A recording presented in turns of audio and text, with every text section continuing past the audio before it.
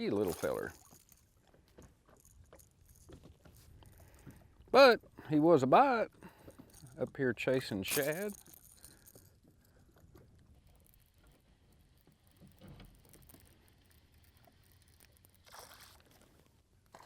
Oh, there's one with him. There was one with him.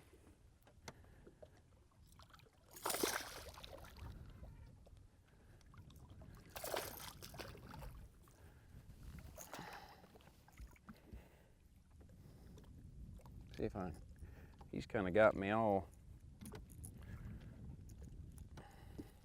See if I can get him by the lip.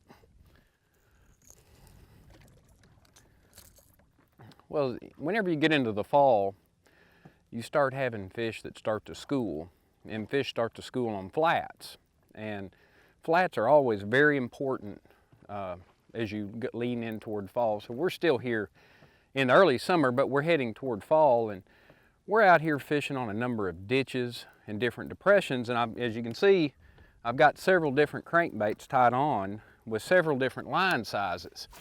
And you know, we're out here trying to cover water, and whenever you fish a flat, the biggest thing, the hardest part of it is they're so big and massive, so you have to pick out a lure that you can cover a lot of water with. So a crankbait is a great choice. So what I'm trying to do out here today is I'm trying to tie on a number of different type of crankbaits with different wobbles, different depth running baits, different line sizes. And I'm trying to cover this water, trying to find an active school of bass. And I found a little school of bass here. Now I just got to see if I can fine tune how to catch them better. That last fish I caught on this DT flat, and I noticed he had the bait in the bottom of his jaw like he had come down on it. So we may switch up to maybe an arashi, a square bill, something to run a little shallower and see if we can, I mean, of course we didn't have any problem with that fish, but see if we can get the bait up off the bottom a little bit more to where it's not digging as bad. And a lot of times, whenever you're throwing a crankbait, of course everybody likes to throw a crankbait that's you always want to hit the cover, but sometimes what you want to do is if you want to run just above the bottom and every now and then hit it, or if you have a brush pile that say comes up that's 5 feet off the bottom, instead of your crankbait digging into the back of it and then coming over it, sometimes you just want to hit the top of that cover, and those fish will suspend up above it. And that'll, you know, like I said, they're not always right on the bottom. A lot of times they're just up off the bottom. So that's what we're going to try to do out here this morning, is try to see if we can figure out the right bait or sequence of line size and running depth, see if we can catch a bunch of these fish.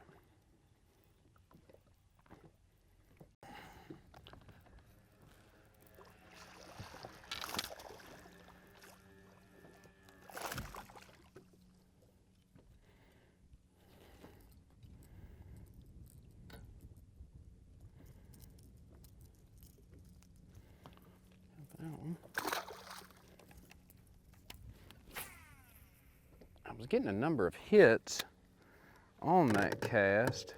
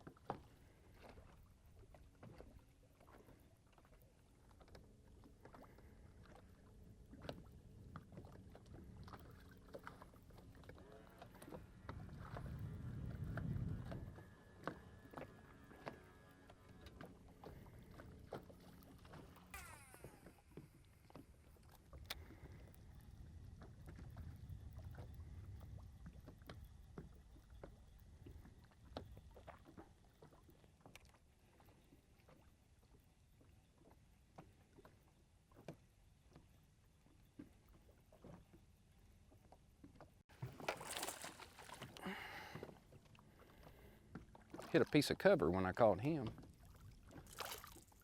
Hit a piece of cover on that one.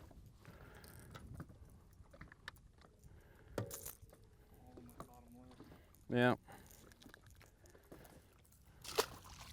A lot of times when you're fishing on schools of fish cranking, a lot of times it's not a bad idea to have some different line sizes and actually different different vibration crankbaits tied on. Because sometimes a little change can really trigger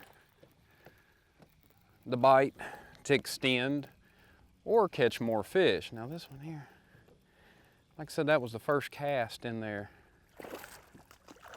That was the first cast with the 10. And I'd been throwing the flat 7 on the previous cast. And that was the first cast with the 10. Of course, they're getting the bait good. I have to get my pliers to get him unhooked. Get this little guy back out. Let's try this. Let's try the 10 again. I like that.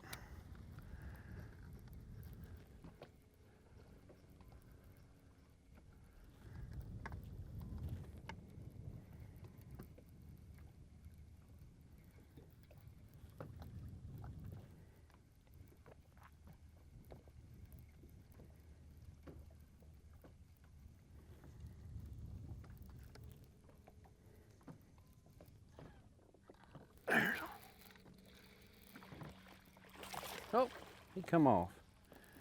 Well, at least we're getting them going with the 10.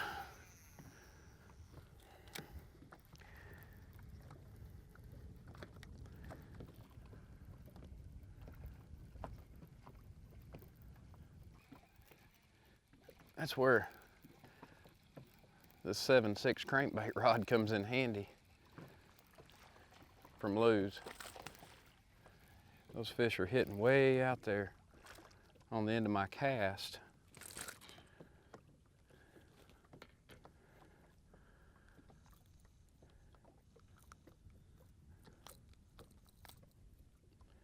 And they do like my DT10.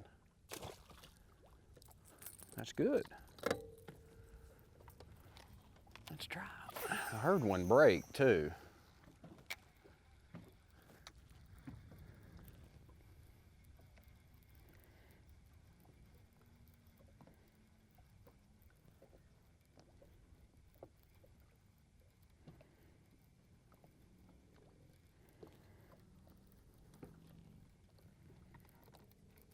Oh, I just missed one right there.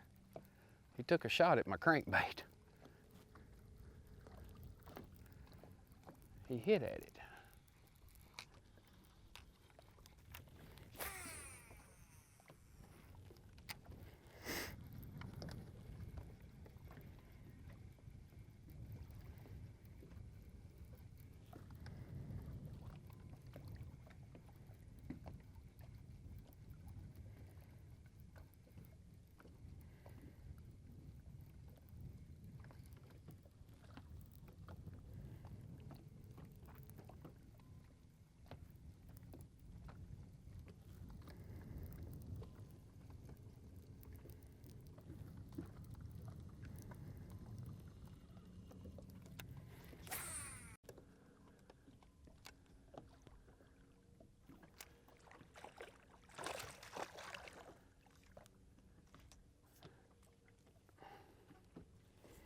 Not a bad one. Not a bad one.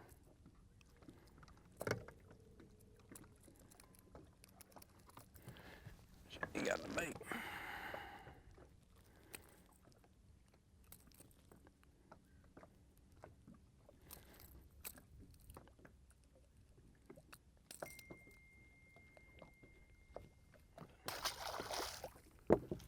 Yeah, let me try that cast again. That was